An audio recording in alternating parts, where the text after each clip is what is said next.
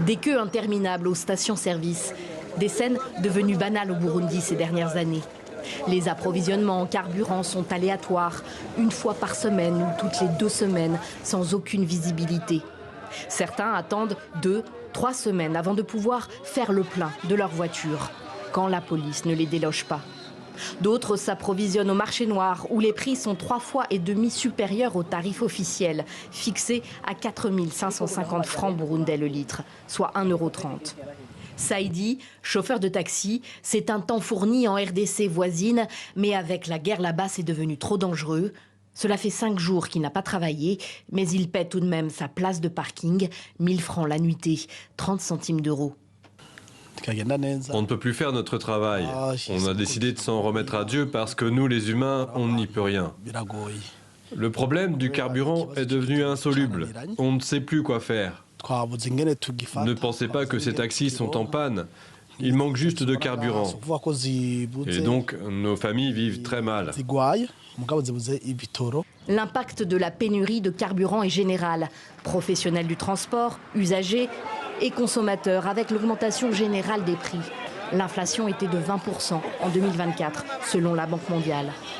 Et même les denrées cultivées au Burundi, pommes de terre, tomates, petits pois, oignons, deviennent inaccessibles. L'exprimer face caméra fait peur.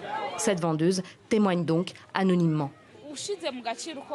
Ce que tu pouvais acheter pour 50 000 francs avant au marché, aujourd'hui tu le paies 100 000. Le panier de courses qui te coûtait avant 100 000, aujourd'hui il te coûte 150 000. Avant, on vendait les bananes en régime, aujourd'hui c'est au kilo. Et le kilo est à 2 500 francs. Comment tu peux nourrir une famille avec 8 enfants?